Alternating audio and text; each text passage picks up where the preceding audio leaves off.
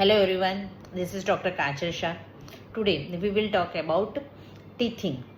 ટીથિંગ સાથેની ઘણી બધી ગેરમાન્યતાઓ જોડાયેલી હોય છે. જેમ કે ઘણા પેરેન્ટ્સ કમ્પ્લેન કરે કે દાંત આવે છે માટે ડાયરિયા થઈ ગયા છે, વોમિટિંગ, કોઈક વાર ફીવર પણ આવે છે. પણ આ બધા મિથ્સ છે. બેઝિકલી ટીથિંગ સાથે ઘણીવાર બાળક ઇરિટેબલ થઈ જાય છે બિકોઝ એને ઘણી ઇચિંગ થતી હોય, ખૂબ જ લાળ પડે એટલે એક્સેસિવ સેલાઇવેશન થતું હોય, મોઢું ખુલ્લું રાખ્યા કરે અને ઘણી વખતે બધી જ વસ્તુઓ પકડીને મોઢામાં નાખતું હોય. એટલે આ બધાના કારણે માઇલ્ડ ઇન્ફેક્શન થઈ શકે, જેના કારણે ડાયરિયા થઈ શકે. સેકન્ડ ઇમ્પોર્ટન્ટ થિંગ કે મેટર્નલ એન્ટીબોડીઝ જે 6 મંથ સુધી બાળકને પ્રોટેક્ટ કરતા હોય છે એ ગ્રેજ્યુઅલી ઘટી જાય છે. એટલે હવે બાળકની પોતાની ઇમ્યુનિટી ડેવલપ થતી હોય છે. એટલે એને આફ્ટર 6 મંથ્સ ઘણા બધા ઇન્ફેક્શન લાગવાના ચાન્સીસ હોય છે.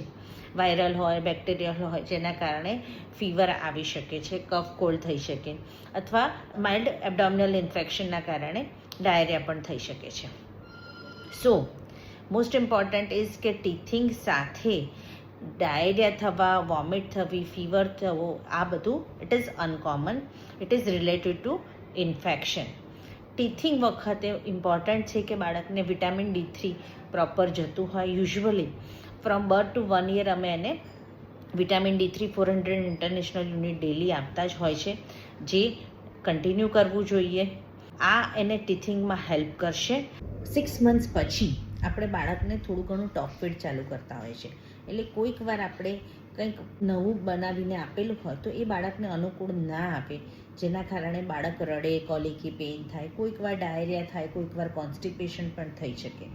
એટલે ઘણા બધા ચેન્જીસ જે બાળકમાં થતા હોય એ આ 6 મંથ્સ પછી થતા હોય, અને usually people connect this changes with teething. So don't worry at all, this are the normal things. એ 6 મંથ્સથી લઈને 12 મહિના સુધી આ બધા નોર્મલ ચેન્જીસ રહેશે. પણ એકવાર બાળકને બધું ટોપ ફીડ સેટ થશે એ પછી બાળક નોર્મલ થઈ જતું.